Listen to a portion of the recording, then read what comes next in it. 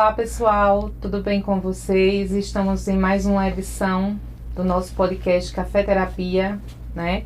Hoje estamos trazendo o Juan Pontes Ivo, que ele é farmacêutico formado pela Unifavip.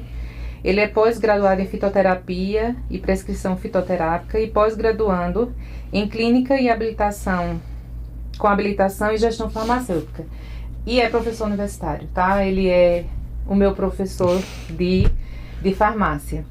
E por que eu tô trazendo ele aqui hoje? Exatamente, muitas pessoas entraram em questão porque aos 41 anos eu decidi novamente entrar na faculdade, na minha 5ª graduação. E a farmácia, na realidade, para mim, surgiu como uma missão. Eu sou terapeuta e muitos pacientes meus vinham com prescrições médicas erradas, ou com horários diferentes, ou com medicações que não eram para tomar. E aí eu, como terapeuta, não posso fazer nada, né? Porque médicos sabemos que gosta de ter o patamar parecido com o de Deus aqui na Terra. Então, eu decidi fazer farmácia exatamente para ter um pouco mais de respaldo e lutar realmente por uma prescrição correta. Porque eu vi muitos casos bem complicados. E aí eu trouxe hoje você exatamente para a gente falar um pouquinho sobre a importância de um farmacêutico, né? Porque o farmacêutico não é aquele que só tá no balcão da farmácia, né? Então é um prazer estar... Chamei e você atendeu o convite, muito obrigada por isso. E aí me conta um pouquinho sobre sua trajetória e sobre essa questão primordial que é o farmacêutico, o que é que ele faz de verdade. Certo. Agradecer aqui o convite à senhora, né? É um prazer estar com vocês aqui nesse podcast e fico muito feliz, né? O pouco que eu sei, poder contribuir, né? E acrescentar um pouco na vida das pessoas. Eu acho que o farmacêutico em si, dando início à minha fala, é um profissional que constrói pontes, né? Na verdade é um profissional que está ali para unir, né, diversas classes e conseguir fazer um compilado de maneira mais objetiva. Falando um pouquinho mais sobre mim, eu sou natural de Garanhuns, né, da Serra Pernambucana, a terra fria, né? Eu vim lá de Garanhuns, eu moro em Caruaru há 8 anos, né? 8, 9 anos eu tô aqui em Caruaru. Vim para fazer minha graduação, né, aqui em Caruaru. Fiz minha graduação, casei, me especializei aqui em Caruaru, trabalhei aqui em Caruaru e cresci aqui, né? Comecei a fazer minha graduação lá na Unifavip, né, de farmácia, sendo que já no segundo período ficou bastante difícil, né, para pagar as contas da universidade, minha família me ajudava. E no segundo período entrei como monitor de bioquímica, né? Sempre gostei muito de ensinar, desde a época do ensino médio. E no segundo período da faculdade, entrei como monitor de bioquímica, né? Fui para o segundo, terceiro período e sempre segui minha carreira de monitor dentro da instituição. E nessa carreira de monitoria, de bioquímica, eu fui crescendo voltado para o ensino, né? Meu foco, quando terminar essa graduação, era fazer um mestrado e ser professor universitário. Meu sonho, né? Eu idealizava muito isso, de fazer um mestrado e seguir na área de pesquisa. Sendo que fui evoluindo no ramo comercial, comecei a trabalhar na própria universidade, depois da universidade estagiei na prefeitura de Caruaru, comecei a trabalhar hoje na Roval, onde eu trabalho, né, no segmento magistral, na confecção de medicamentos. E após isso, fui me especializando, né, em pós-graduação em fitoterapia. Gosto muito de fitoterapia, de fitoterápicos, né, gosto muito, tenho uma afinidade muito grande por essa questão. Eu acho que é um escopo onde o farmacêutico pode trabalhar e fazer uma prescrição para mudar a vida dos pacientes sem usar alopatia. A gente vai entrar nesse tema daqui a pouco. Mas foi isso onde eu me acoplei, né. Aí a Roval me acolheu no ramo magistral, foi meu emprego hoje, é fruto de um estágio. Comecei a ser estagiário lá, cresci na empresa, fui para técnico farmacêutico. Hoje sou farmacêutico e representante também da Roval, que é uma empresa aqui de manipulação dentro de Caruaru e está em todo o segmento do Nordeste. E abriu as portas também para ser professor, né? Não como mestrado, ter essa trajetória comum, né, que geralmente se tem de um professor ter a graduação, fazer um mestrado, depois de um mestrado fazer doutorado para cair numa graduação. Como professor docente, teve a oportunidade, dentro do próprio comércio, já era inserido, né, por ser resolutivo em alguns problemas, né. Na verdade eu nem cheguei a colocar um currículo, me inscrever para a própria graduação em si, para ser professor. Me chamaram por resolver questões dentro da própria instituição. E já foi no bolo. E já fui no bolo. Entende? Um dos colaboradores, que era Ivanilson, foi lá na Roval, perguntando onde ele poderia conseguir alguns insumos, né? De farmácia. Eu tenho interesse na docência e tal. Eu consegui fazer essa resolução. Acabou que teve uma oportunidade. Eu tinha encaminhado o meu currículo para ele e ele mesmo mandou para a coordenação. E eu comecei a me inserir na área da docência, né? Acabou que outras pós-graduações me chamaram para dar aula também, né? Sobre fitoterapia, sobre cosmetologia, que era que eu mais atuo. E hoje eu atuo nessa área, né? De representação médica, como farmacêutico no desenvolvimento de fórmulas, né? Também na dispensação de prescrição farmacêutica e como professor. Professor é minha paixão, né? Eu digo assim, eu não ganho dinheiro como professor, eu ensino porque me dá prazer. Como se diz assim, o ato de estudar, o ato de ensinar, reaflora um fogo que a gente tem de estar contribuindo com a sociedade de um lado positivo. Exatamente. E eu que não sei se você percebe isso nas minhas aulas, eu tento acrescentar coisas, não só da teoria padrão que a literatura traz, mas na prática. O que é que você pode colocar na prática no outro dia que você assistiu uma aula minha? O que é que lhe acrescentou a mais? O que é que fez diferença no seu dia a dia? Né? Eu acho que um breve resumo do currículo é isso, minha trajetória. É um garoto, né, que saiu lá de Garanhuns, do interior de Pernambuco, né? Sem uma perspectiva assim de ir para a capital. A gente possui a capital do Agreste é Caruaru, né? E a gente veio para cá para buscar em desenvolvimento, que todo mundo procura, né? Crescer, se desenvolver. Exato. E me apaixonei pela docência e o mundo comercial entrou no meio disso, casou. Hoje eu atuo no ramo comercial, mas também atuo na docência. Né? Eu acho que isso hoje resume basicamente quem é Juan, né? É muito currículo, viu, gente? Para pouca idade. e aí a gente entrando nessa questão que da parte de farmácia, eu vejo muito, não só preconceito, né? Que acha que quando a gente se forma em farmácia, a gente só tem uma área que é a área de balcão. Isso. Né? Hoje tá se desenvolvendo a questão da parte estética e tudo mais, mas qual seria de fato o papel do farmacêutico que as pessoas não entendem, que os médicos não respeitam para a sociedade? O que é que você poderia me dizer? Hoje eu vejo o farmacêutico como um profissional que constrói pontes. O que seria essa ponte? A ponte entre um profissional prescritor, que hoje o maior prescritor é a classe médica, certo? Mas existe uma gama de prescritores no mercado, que são nutricionistas, fisioterapeutas, esteticistas, eu já falei nutricionista, entre outros prescritores, que prescrevem algo, seja uma terapia, seja um medicamento, ou seja uma sessão de, como se assim, algum remédio.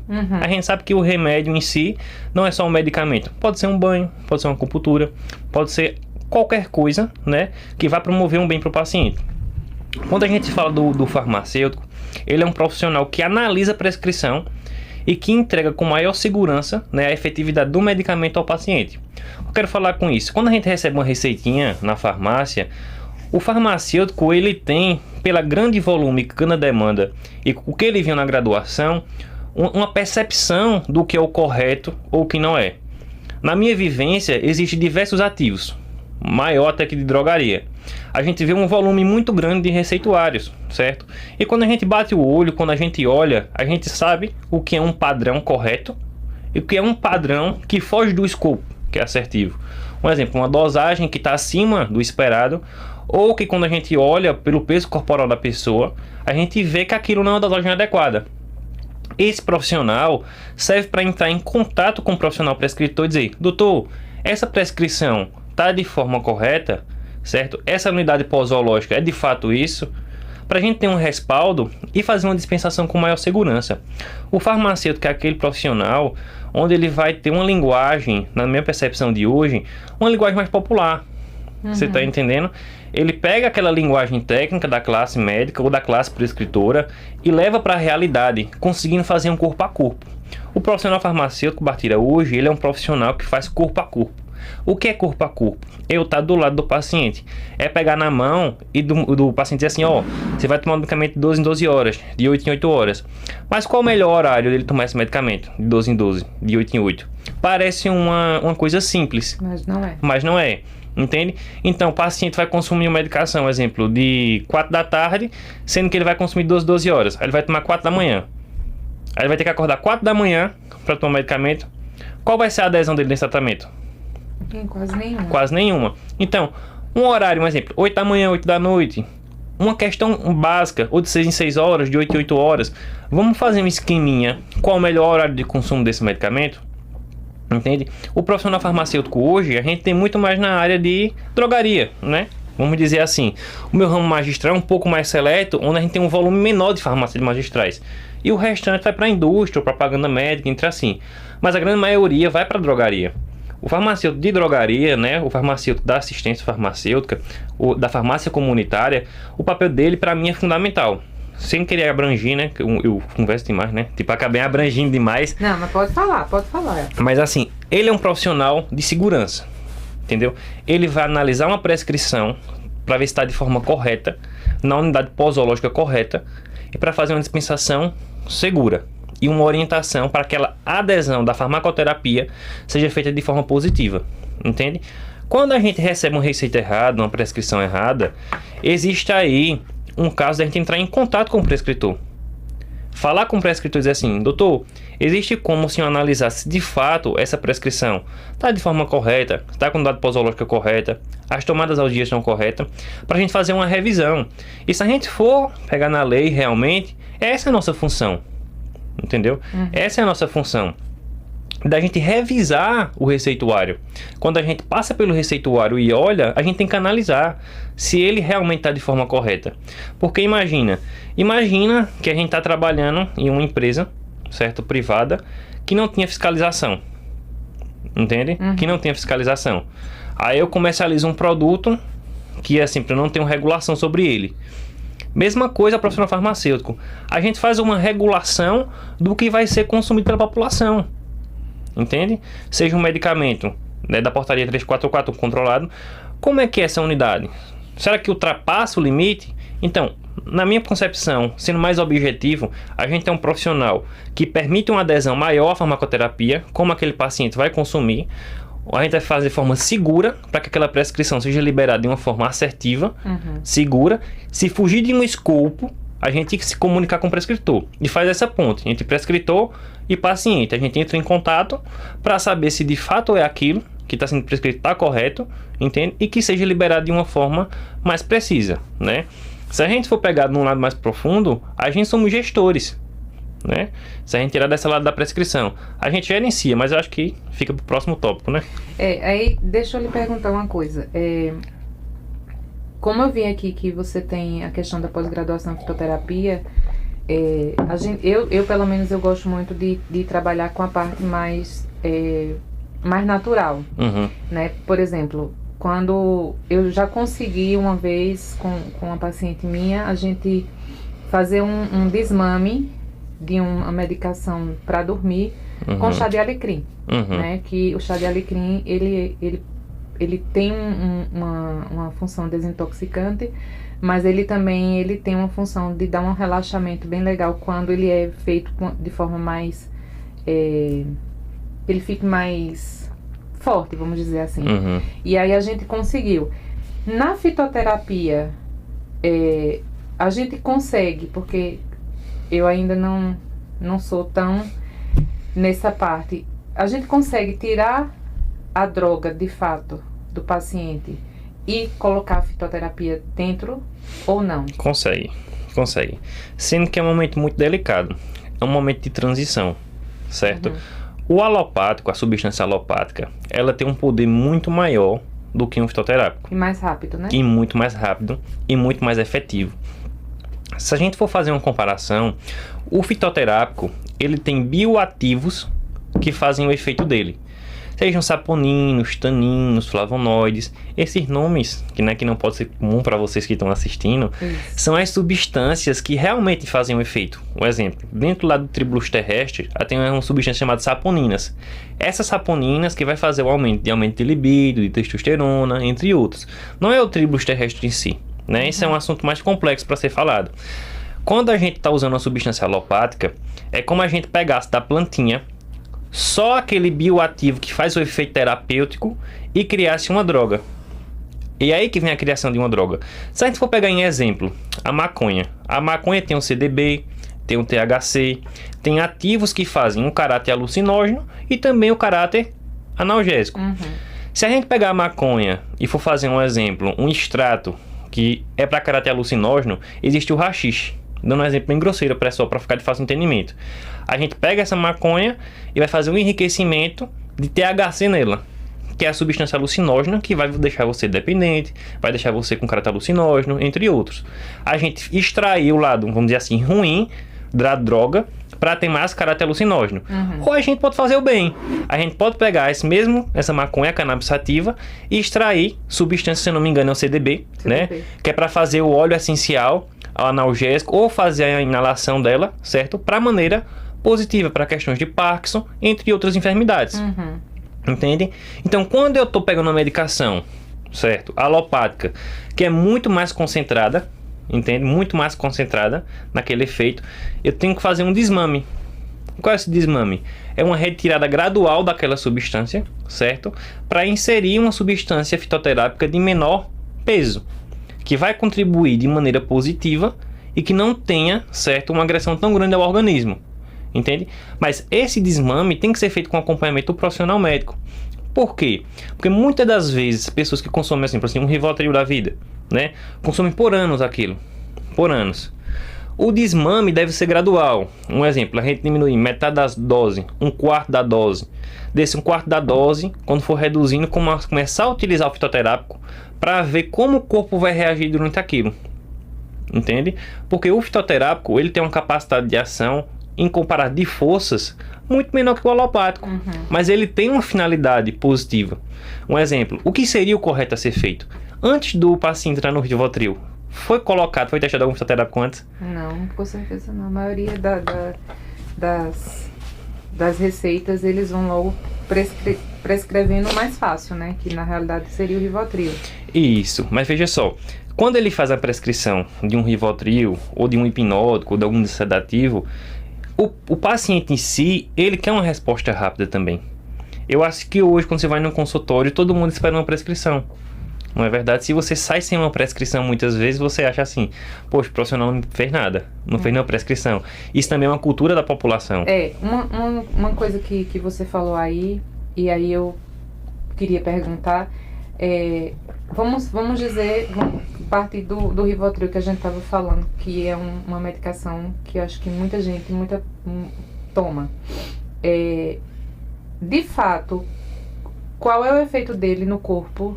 Tipo, eu conheço pessoas que tomam Rivotril há 16, 18 anos. Não vai fazer efeito mais. Tanto é que faz, eu tô com dor de cabeça, vou tomar Rivotril. Eu tô com dor no estômago, vou tomar Rivotril. Ali não tá mais fazendo efeito, é só aqui, né? Quanto tempo, de fato, uma medicação, ela tem efeito no corpo? Por quanto tempo a gente pode tomar, no caso? Assim, veja só. O Rivotril em si, ele é uma substância, certo? Que ele vai fazer uma indução do sono com uma depressão também do sistema nervoso central. Essa droga, ela tem uma meia-vida de ação. Eu não sei qual é a meia-vida de ação do Rivotril, mas um exemplo, se ele tiver uma meia-vida de 6 horas, depois de 6 horas que você tomar esse medicamento, metade da dosagem vai estar no teu organismo ainda. Um exemplo, você tomou 2 mg de Rivotril. Um exemplo, depois de 6 horas, se a meia-vida, se o pressuposto for 6 horas, depois de 6 horas vai ter quanta corrente sanguínea? 1 miligrama. E depois de 6, meio miligrama, e assim por diante. Essa medicação, ela ainda está fazendo efeito no corpo, depois desse tempo todo consumida. Sendo que o corpo se acostumou a já ter essa dosagem lá, para o funcionamento dele. Entende? É como o corpo se tornasse dependente daquela substância para funcionar. É como se fosse um dependente, entendeu? De um usuário de um cigarro, de um café que a gente toma rotineiramente, que a gente já tem aquele hábito, quando a gente acorda de manhã e não tomar o café, sente o quê? Dor de cabeça. Porque o teu corpo já está acostumado com o consumo daquela substância, né? Um exemplo, a gente é dependente, por exemplo, do café. Eu acordo de manhã, eu já tomo um café. Eu sou dependentíssima do café, meu Deus do céu. 2 litros. Somos dois. Mas enfim, ele vai fazer uma depressão do sistema nervoso e uma indução do sono, certo? Sendo que isso de maneira sintética. Eu vou estar forçando o meu corpo, certo? A entrar nesse estado depressivo, né? Depressivo não de depressão, entendeu? Mas de relaxamento e de indução do sono. com que meu corpo seja forçado, certo? A desligar, entendeu? E esse efeito, esses 17 anos, esses 15 anos que ela está utilizando, o medicamento está fazendo efeito? Tá. Sendo que o quê? O corpo já acostumou, certo? Já acostumou com aquela dosagem e dele funcionar à noite para receber aquela quantidade de substância. Aí um exemplo. As substâncias que os corpos tinham que produzir naquele horário da noite para começar, um exemplo, abaixar o nível de cortisol, aumentar a melatonina, diminuir a frequência cardíaca, para você conseguir fazer um sono mais relaxante. Tudo isso que o processo do corpo ia fazer, certo? De maneira mais facilitada, de uma maneira muito mais assertiva, com calma, natural, você vai lá, 8 horas sem comer o comprimido. Quando vai chegando perto de 8 horas, você já vai pensando em tomar ele, porque você já está acostumado. Quando você tomar aquilo, você já vai induzir para dormir. Entendi. Porque o corpo já está acostumado com aquilo. Agora, existe também a questão que esse vício tão grande do consumo daquele medicamento, que existem casos de a pessoa substituir por placebo, que é só a cápsula ser com amido, sem nenhuma substância ativa, e mesmo assim a pessoa conseguir dormir, certo? Porque o medicamento já está tão acostumado, o corpo está tão acostumado com aquilo, e quando você dá um placebo, né, quando a pessoa não sabe, ela induz o próprio estado de sonolência. Entende? Mas assim, são casos à parte. Se a pessoa descobrir que aqui não tem, é complicado. Mas o correto a se fazer, respondendo a pergunta, é a gente reduzir de forma gradual e chegar a um ponto onde a gente faz o quê? A transição. Tira a medicação alopática e a fitoterápica. Entendeu? As duas em conjunto não pode, porque eu vou estar potencializando o efeito do Rivotril. Entendeu? Vou estar potencializando. Então, por exemplo, a gente tá falando sobre a questão do Rivotril, mas aí tem outras substâncias, por exemplo, como Zolpidem. Todos esses, eles têm a questão da eficácia, mas se eu posso tomar por 8, 10 anos tranquilamente, que faz efeito no corpo. Ele vai fazer um efeito, mas o corpo vai acostumar com a droga. Por isso que existem pessoas que aumentam, certo, a dosagem da posológica, porque o corpo fica acostumado com aquela dosagem. E com o passar do tempo, o receptor fica saturado. Ele recebe tanto aquele estímulo, que ele tomando mesmo aquela substância, naquela dosagem, ele não consegue ter o mesmo efeito. Mas ela tá tendo o efeito dela, sendo que o receptor tá o quê? Saturado. Eu já ingeri tanto aquela substância, tanto, que eu tô tendo uma saturação daquele receptor. Por isso que muitas vezes tem a troca, para ter um efeito, ou a gente agrega outras substâncias, para ter um efeito agonista que a gente chama de maior potencial, entende? Aí já entra em outro bolo de neve, né? Eu tô colocando outra substância para melhorar o efeito, entendeu? Porque a mesma já não tá fazendo o que deveria. Entende? Eu vi semana passada que a Organização Mundial de Saúde colocou a saúde mental como um alerta máximo. Foi a primeira vez que a saúde mental passou o câncer de preocupação, né? Então, assim, a gente está vivendo numa sociedade bastante adoecida, né? Com a questão de ansiedade, depressão, crises de pânico, estresse, dessa loucura que a gente está vivendo dia a dia. Esses fitoterápicos, eles conseguiriam, resolver ou não? Tem que ir para os alopáticos? Uma ótima pergunta. Eles conseguem resolver sim. Na maioria dos casos. Na minha concepção, na maioria das vezes, terapias menos agressivas têm um melhor resultado do que a alopatia. Porque o que é que consiste a alopatia? A alopatia, todo medicamento ele tem um bem e tem um mal, certo?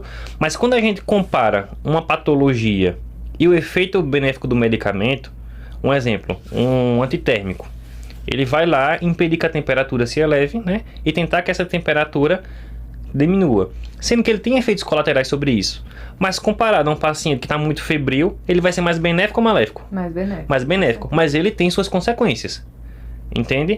A alopatia consiste nisso. Todo medicamento tem um bem e tem um mal. Mas comparado à patologia, ele é mais benéfico. O fitoterápico, ele não que seja só benéfico, ele tem uns efeitos adversos, né? A gente não pode negar isso. Mas comparado à alopatia, ele é muito mais seguro. Muito mais seguro. Então, a fitoterapia nesses quadros de ansiedade, de depressão, de transtornos, ela se mantém de maneira muito objetiva e muito segura. Hoje no mercado, a gente tem diversas substâncias fitoterápicas que são moduladores de cortisol, certo? Que são os adaptógenos. A gente tem tribus terrestre, o ashwagandha, rhodiola rósea.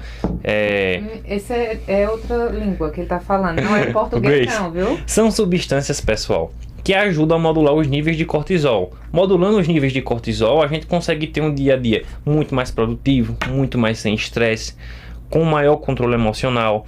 Existem substâncias que é a grifônia, um exemplo, que o extrato dela padronizado, que é o 5-HTP, o 5-hidroxitriptofano, que melhora a recaptação de serotonina, né? Melhora em estados de ansiedade, de depressão. Então, essas substâncias fitoterápicas são menos agressivas, não causam dependência química e conseguem ser resolutivas no problema.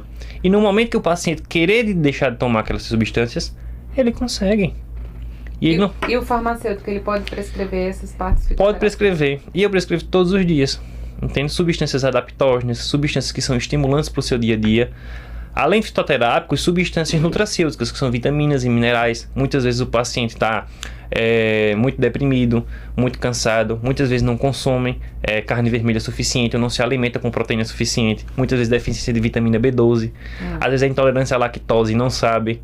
E a gente consegue identificar com uma anamnese simples, muitas vezes.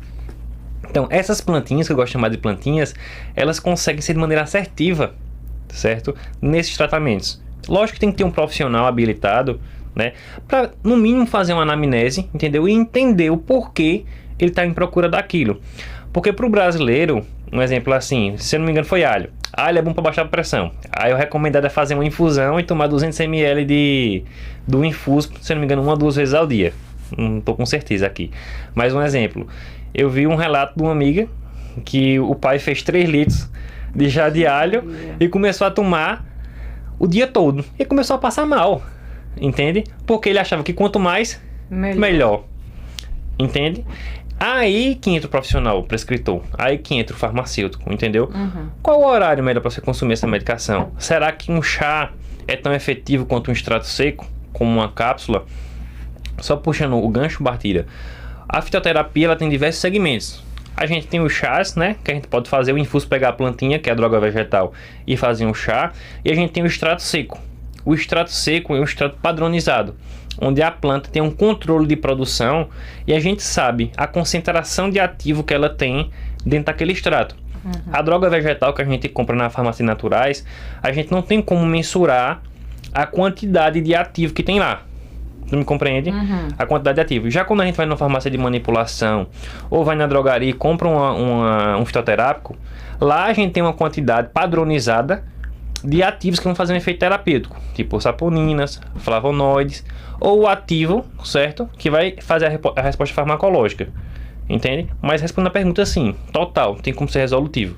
Eu acho que se a gente conseguisse colocar na mente dos prescritores que com a fitoterapia, de primeiro caso, a gente poderia ter uma resposta mais efetiva. E se não conseguisse partir para a alopatia, a gente conseguiria ter uma sociedade muito mais saudável, né? Muito mais saudável. Porque quando a gente vai para a alopatia, é como a gente queimar os cartuchos. A gente pulasse etapas. A gente pulasse etapas, entende? E quando você falou assim, eu de fato... como eu trabalho com terapias alternativas, né, com acupuntura, a gente trabalha com a cromoterapia e tudo mais, que tem como origem a China e o Japão. Se você for lá, dificilmente você acha uma farmácia. Por quê? Porque eles vão para a parte fitoterápica, natural, integrativa, alternativa antes, e quando não tem mais nenhum tipo de saída, vai pra cá. A gente é ao contrário, né? Vai primeiro pra farmácia, se não der jeito aqui, vai pra cá, né? E aí, é justamente isso que eu venho sempre batendo de frente, conversando com as pessoas e tudo mais, que se Deus fez a fauna e a flora é porque a cura tá ali dentro, né? Tá por ali. E a gente mexendo com a fitoterapia, com a parte natural, eu acho que o resultado seria realmente uma população mais sadia. Só que a gente quer resposta rápida, né? Isso. E aí as respostas rápidas não vêm com os fitoterápicos, porque a gente tem um tempo maior, não é assim? Isso. Existem alguns fitoterápicos, pouco eles, que a gente tem uma resposta rápida. Um exemplo, a gente tem a valeriana, a gente que é um sedativo, certo? Também que promove uma depreciação do sistema nervoso, que tem ação sobre o sistema nervoso, que ajuda a acalmar, ajuda você a dormir melhor, entendeu? Mas um exemplo, ela é sobrevenda sob prescrição médica. Entende? Que já é bem conhecido. A gente tem um salpalmeito, que é um inibidor de DHT, que eu já falei em minhas aulas também, que é a dihidrotestosterona, que inibe a queda capilar, entre outros.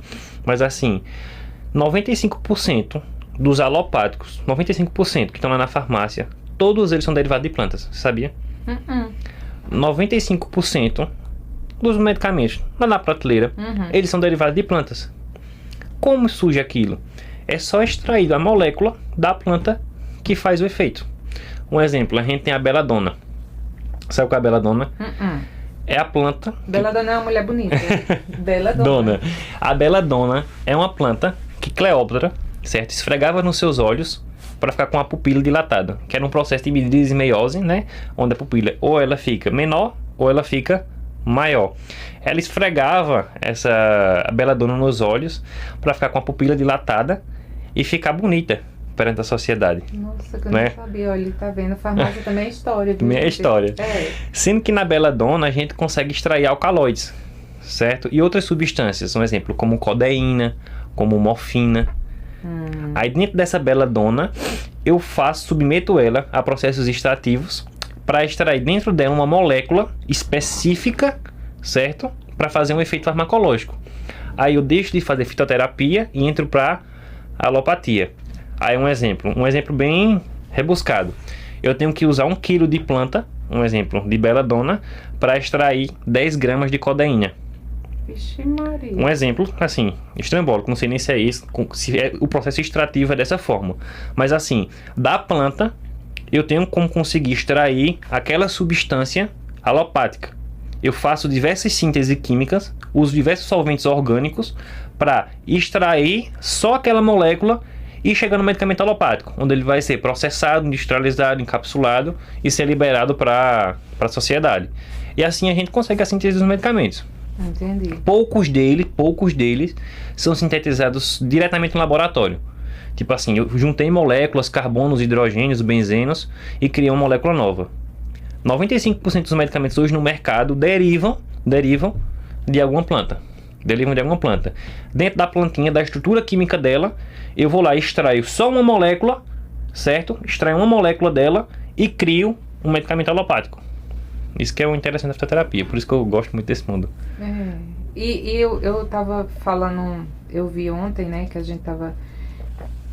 o que seriam as tinturas dentro da fitoterapia?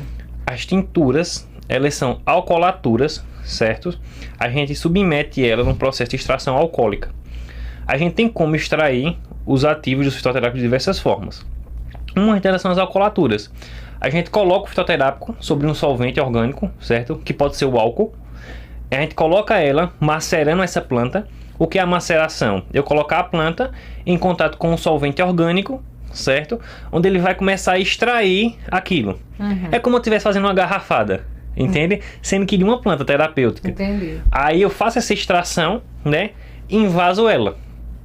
E ali eu vou ter uma tintura que pode ser padronizada ou não. Porque a gente tem umas tinturas feitas de maneira caseira, né? Que a gente vê em casas de ervas.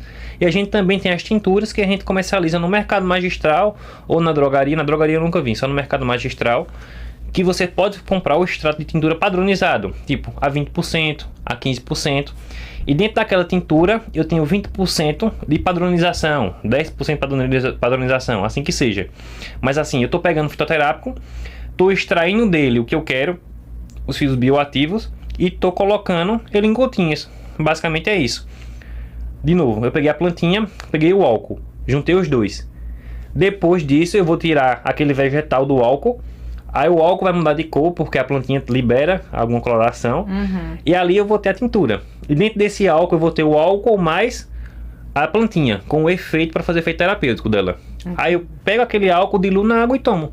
Então, nessa alcoolatura eu tenho o efeito da plantinha, porque eu extraí os ativos para fazer o efeito terapêutico. É bem interessante. É, bem interessante.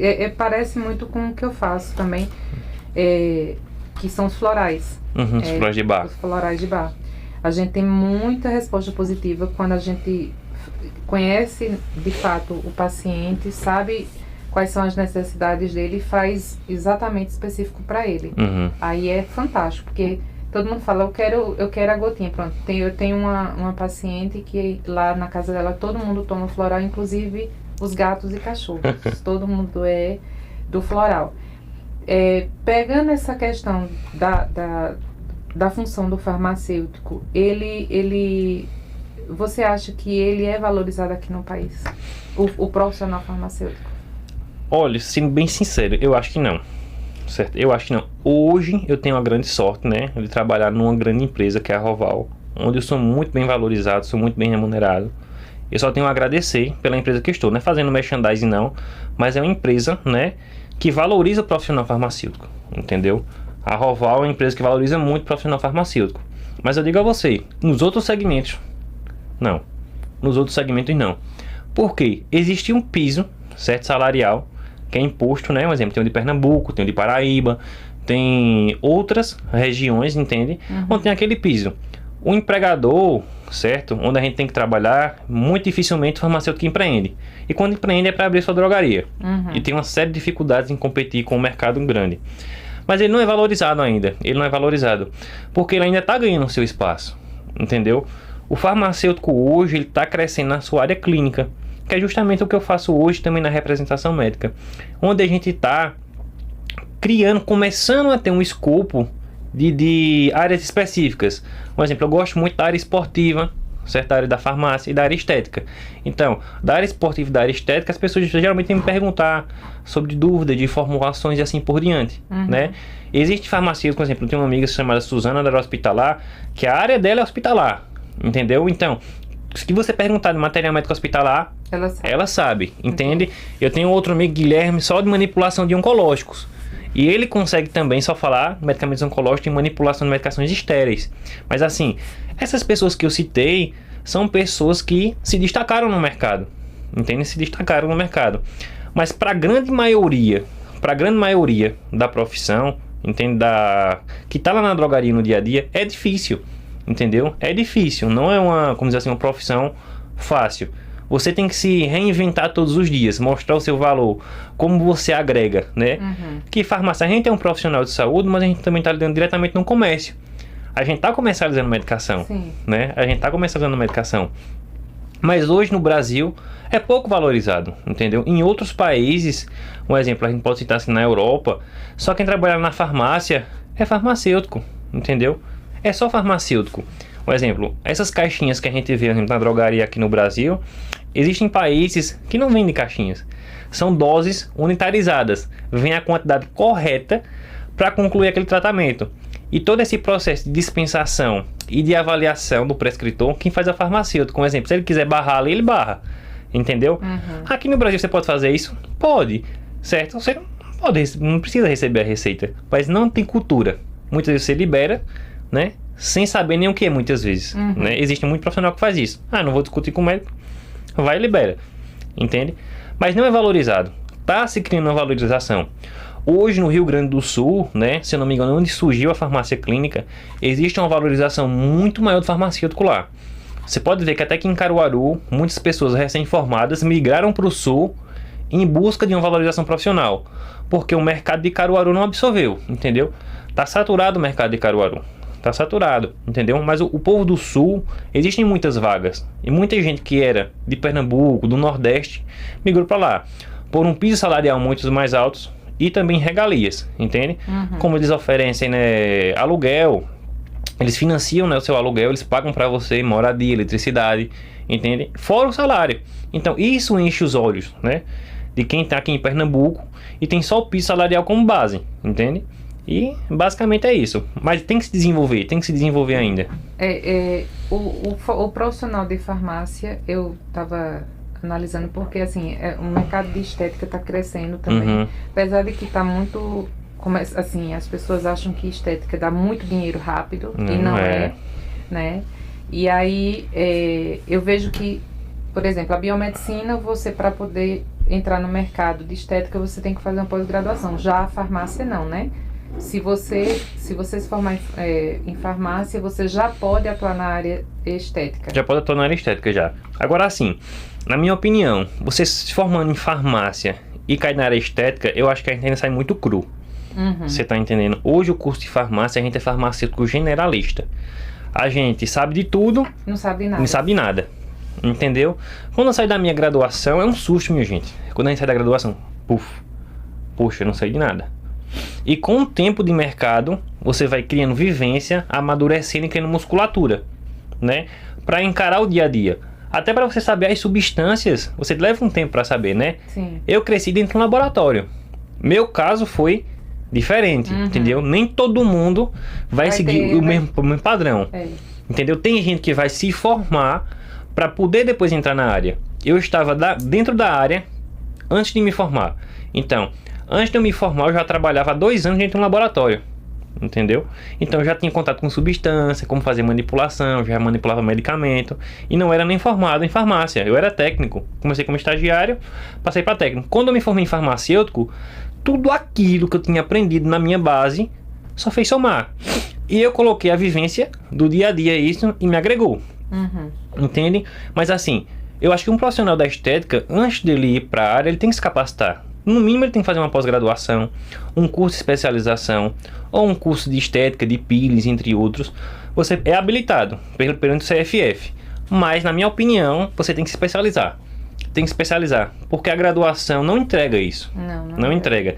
A graduação dá só a habilitação, mas assim, a técnica, como fazer, do jeito que é para fazer, como gerenciar a intercorrência. E aí você sabe, um exemplo, fazer um peeling químico, a pessoa tem uma reação adversa. Você sabe como corrigir? Na hora, se der errado lá, se tiver uma alergia, qual medicamento você vai utilizar? Como corrigir? Teve uma hiperpigmentação depois, aplicou a toxina botulínica no local que não era aplicar. Sabe resolver? Corre. Aí muitas vezes o que acontece, Bartira? Muitos desses profissionais que não têm essa habilitação encaminham para o quê? Para a classe médica. Entendeu? Esse paciente volta para você? Nunca mais. Entendeu? Então, quando você for fazer um procedimento estético, você tem que estar muito seguro do que você faz. Entendeu? Tem que estar muito seguro do que você faz. Hoje, eu fiz um curso, né? Fiz um curso pela Roval também, que foi uma farmacêutica lá do Recife, que veio fazer um curso de peelings, que é Raquel. Foi perfeito o curso, entendeu? Ela mostrou como gerenciar intercorrências, tudo. Eu entendi o processo de peeling. Eu entendia como fazia, como gerenciar intercorrências, mas nunca ninguém tinha pegado assim na minha mão, ó, Juan, faz desse jeito, faz dessa forma, desse jeito, gerenciar intercorrência. A gente usa esse ácido para esse tipo de fototipo de pele, esse outro. Depois desse curso, que eu comecei a fazer peeling nas pessoas. Fiz na minha casa, na minha esposa, na minha tia, na minha avó, em colegas, entendeu? Eu não vivo disso, eu faço porque eu quero ver eles bem, né, e ter esse retorno. Quem sabe bota no consultório um dia então. Mas assim, eu sabia como fazia. Eu prescrevo home care, que é o tratamento de despigmentante em casa, mas o procedimento estético em si, eu só comecei a fazer depois do curso. E eu fiz, teve paciente modelo, que a gente foi, treinou, tudo com acompanhamento do profissional que tem anos no mercado, pra gente saber e ser assertivo no que faz. Entendeu? Ser assertivo. Porque, um exemplo, o procedimento é receita de bolo muitas vezes que o pessoal pega. Pega uma receita de bolo, aplica em você e acha que vai ser acessível para todo mundo. E não é assim. Você tem que saber um tratamento único para cada um, para cada pessoa. Por isso que, assim, eu vi como a gente trabalha também nessa área. Eu não, né? Os outros profissionais lá da clínica têm a parte de estética corporal e facial, mas eu vejo muito que de 4 anos pra cá deu aquele boom, né? Todo mundo queria fazer estética, todo mundo quer fazer botox, todo mundo quer fazer, mas além de ter saturado o mercado, a maioria de fato não sabia. É aquela história da receita do bolo. Isso. Né? Que você sabe a receita ali, mas você não sabe se realmente vai funcionar, né? E eu fui um caso, né? Que não vou citar o nome da empresa, mas foi por isso que eu decidi colocar estética lá na clínica, porque eu fui atrás. Eu tenho uma ruga de expressão aqui, que é estática. E quando eu fui para essa clínica, a pessoa que me atendeu disse: não, a gente tira com botox e no outro dia você se acorda princesa. né? Então tá certo, né? Colocaram botox, inclusive colocaram na minha cara toda, eu só queria aqui, mas fizeram tudo, né? Eu fiquei endividada na época. E no outro dia eu me acordei ainda lá, e eu tirava fotos, cadê a princesa? Mandava pra ela. Tenha calma, tenha calma. Resumindo a história, em 15 dias essa ruga não saiu, né? E eu fui atrás de tirar essa ruga. E a pessoa me vendeu que ia tirar essa ruga. Quando eu cheguei lá pra conversar e tudo mais, ela falou, não, a ruga é estática. E aí realmente não sai com botox. Eu fiz, e por que você me enrolou? Né? E eu sei que foi uma confusão, eu tive que chamar a dona da clínica e tudo mais. E de fato não sai, né? Só que aí pra vender o peixe, né? E que é uma das coisas que eu bato muito de frente, a gente não deve fazer isso. Se você é um profissional, você tem que saber até onde você vai. Até onde você vai. E de fato dizer o que vai acontecer para você não vender o gato por lebre, como foi o meu caso. E depois ela falou, não, aí a gente faz fio de PDO, a gente faz um microagulhamento. Não, eu não quero mais nada. Não quero. Nessa instituição eu não quero mais nada.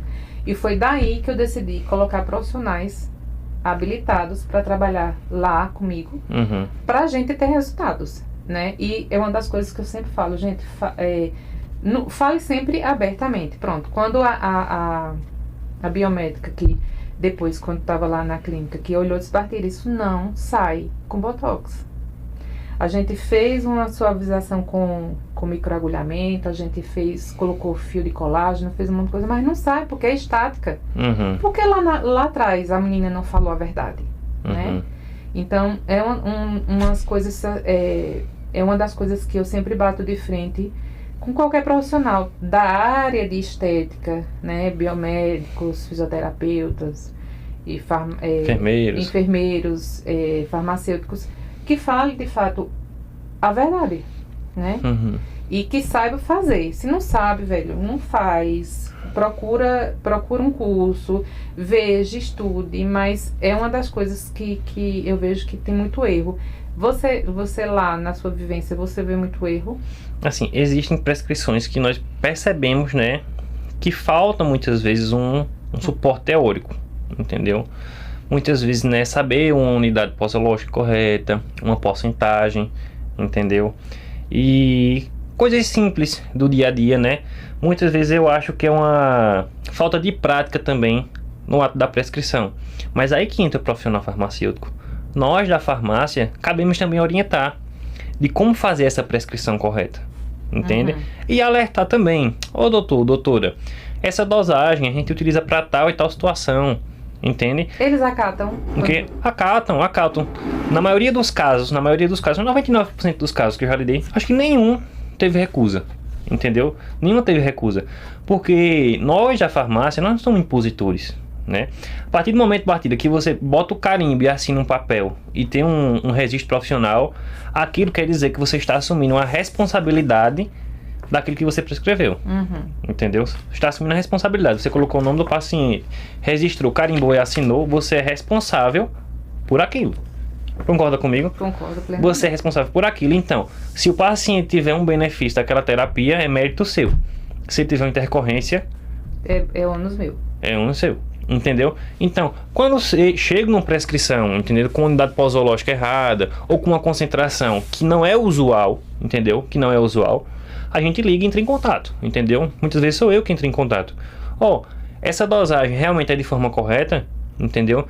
Seria realmente nesse veículo, seria em gel, em creme, em sérum, que existem bases específicas para a gente utilizar para tratamentos distintos. Eu informo e digo, vamos fazer dessa forma, ou a senhora tem outra forma para fazer? Muitas das vezes a gente altera, entendeu? Emite um novo receituário, entende? Mas isso é uma coisa rotineira, entendeu? Isso é uma coisa rotineira. Entende? E com o tempo esses profissionais vão criando corpo, vão criando musculatura, entende? E uma prescrição fica muito mais assertiva, entende? Fica muito mais assertiva. A farmácia dentro de um hospital, o profissional de farmácia ali, ele só tá para entregar e levar a medicação que tá mandando para ele ali, ou ele tem algum outro poder dentro do hospital? Tem, eu não sei falar de maneira profunda, né? Existem outros colegas que podem falar de maneira profunda, mas com colegas que eu já tive a vivência, quando tem um ato da prescrição médica, só é administrado no paciente com consentimento farmacêutico. Se ele dissesse, não, tá errado esse negócio, não vai, é barrado. Aí se o médico quiser que essa prescrição, que essa medicação chegue pro paciente, certo? Chegue pro paciente, ele tem como fazer isso. Ele pode criar um termo dizendo que ele se autoriza, existem termos legais, entendeu? Termos legais que ele consiga que aquilo seja administrado, né? Que ele é o, como se diz assim, de prioridade, a autoridade no hospital é ele, entendeu? Mas se que nós, de primeira instância, a gente quiser barrar, a gente barra. A gente coloca, não autorizo, não concordo, entendeu? Com aquele tipo de terapia, que existe também um roteiro padrão para aquilo, não é receita de bolo, existe um padrão a ser seguido. Paciente hipertenso que chega no hospital, um quadro tal, idade tal, existe um protocolo para aquilo, entendeu? Já padrão.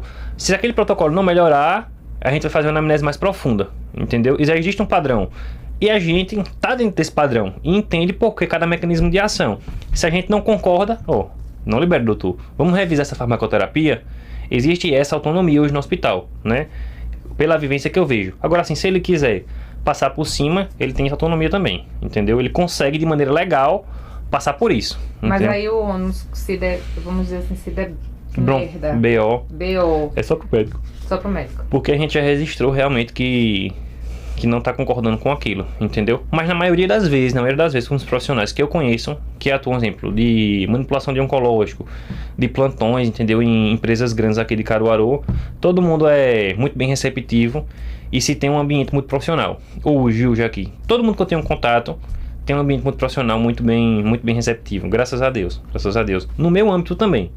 Sim, eu nunca tive resistência nenhuma. E voltando à questão das farmácias, toda farmácia, seja ela pequenininha, média, grande, grandona, tem que ter um farmacêutico. Tem que ter um farmacêutico. Existiu a época do assinacêutico, né? Que lá o lojista, né, o empresário, pagava para o farmacêutico assinar, né? E a farmácia ficava lá rodando sem farmacêutico. Mas hoje a gente tem uma fiscalização muito mais forte do CRF, que é o Conselho Regional de Farmácia, de fazer essas visitações constantes na farmácia e verificar a presença do farmacêutico. Entende? Existia no passado uma ausência de profissionais, a gente não tinha quantidade suficiente no mercado e existiu uma brecha na lei, entendeu? Pela falta do farmacêutico. E ele conseguia fazer essa manobra, onde um farmacêutico conseguia ter 2, 3 vínculos. Entende? Mas hoje tem profissional no mercado, entendeu? Não há mais essa necessidade de um farmacêutico, um exemplo assim, tá em 3 cantos onipresentes. Até a lei hoje não dá brecha para isso. E o CRF é muito mais ativo. Mas lógico que acontece. Isso acontece ainda. Mas aí, por exemplo, vamos supor que é uma rede. São 3 farmácias.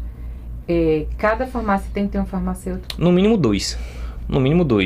O horário de expediente convencional. Às vezes 3. Dependendo se ele trabalhar, né? Manhã, tarde e noite. No mínimo 3. Esses 3 horários.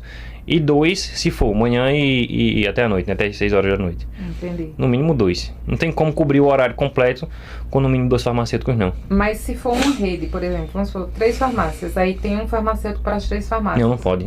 Ele só pode assinar por uma. Só por uma, entendeu? Se ele for farmacêutico, dono, proprietário, ele consegue colocar um farmacêutico e dizer que ele passa totalmente o expediente na farmácia. Entende? Se for um farmacêutico proprietário. Ele também tem que estar presente em todo horário. Se chegar uma fiscalização lá e ele não tiver, ele é autuado. Na terceira autuação, ele recebe uma notificação. Entendeu? Aí, tipo, cada notificação que ele recebe, ele paga uma multa. Aí ele pode recorrer, entre outros, artifícios legais.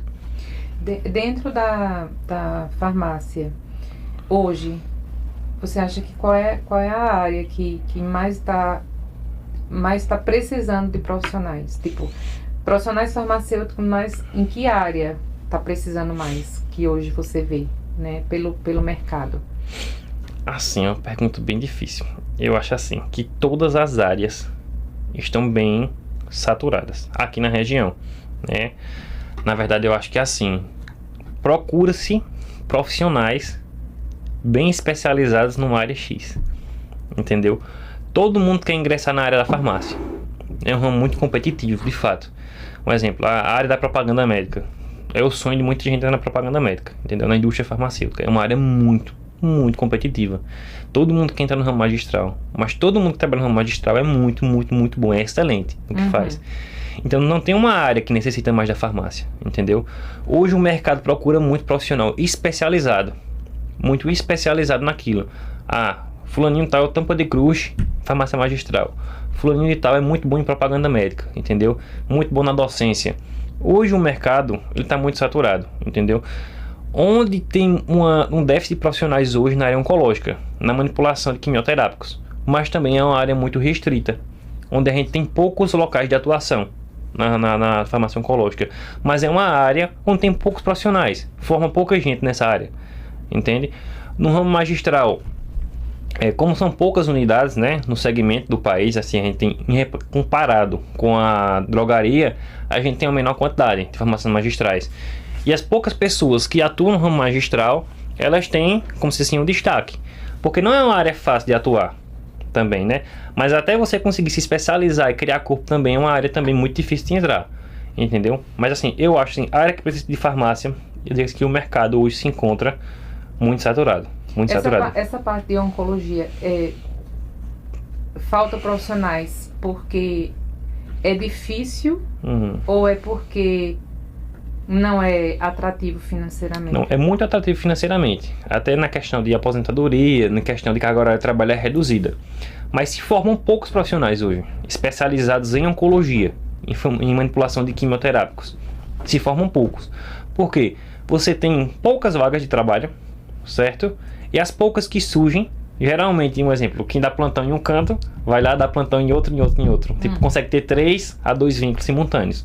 Mesmo que exista um espaço-tempo de curto, consegue se negociar com a empresa e acaba que um mesmo profissional, eu conheço aqui, um que trabalha em 3 cantos e manipula em Caruaru quimioterápicos, um só, entendeu? E procuram, tem processo seletivo, esse pessoal já me falou, sendo que não acham pessoas qualificadas, entende? E acabam se revezando entre si, os mesmos que já estão há bastante tempo, né? Para conseguir suprir a demanda. No caso, por exemplo, uma turma de 50, porque assim, minha primeira formação foi em Direito. Quando eu tinha 16 anos eu entrei na faculdade. Na época não era período, era ano. Então se formaram comigo 138 pessoas na época. Muita gente. Muita gente. Dessas 138 pessoas, eu acho que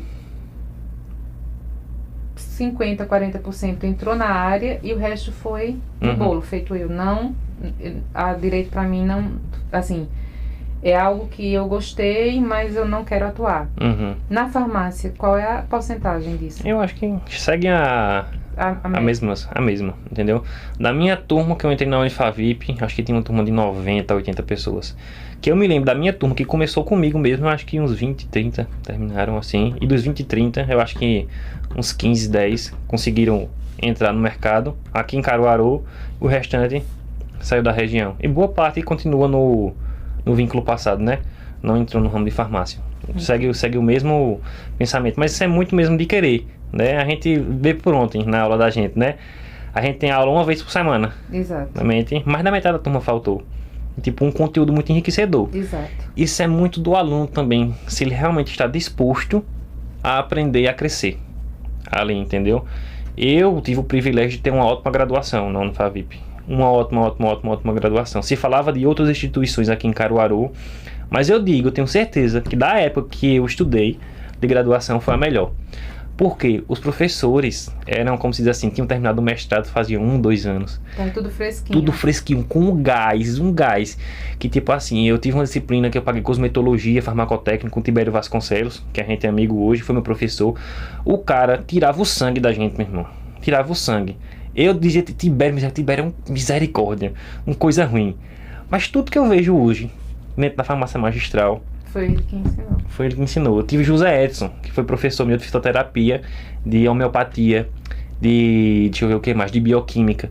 Edson falava de uma simplicidade, mas as provas dele ele cobrava de um jeito absurdo. Mas tudo que eu sei, a minha base de bioquímica, de fitoterapia, eu aprendi com ele. Eu tive Lidiane Paixão, que dava aula também de tecnologia farmacêutica, parece que era tecnologia dos alimentos. Uma mulher que é doutora hoje, né, na área dela. Ela puxava, misericórdia. Nunca mais eu pago com essa mulher. Próximo período, ela de novo. Eu tava pagando com ela. Mas extraiu da gente o melhor. Porque esses profissionais, eles ainda hoje atuam no mercado, né? E hoje eles entregam, porque eu acompanho eles, entendeu? De maneira distante, mas eu acompanho. Mas entregavam de uma maneira perfeita. Eu posso citar outros nomes, Cristiane da secretaria, hoje trabalha na prefeitura também, outro profissional incrível na questão de saúde pública, né?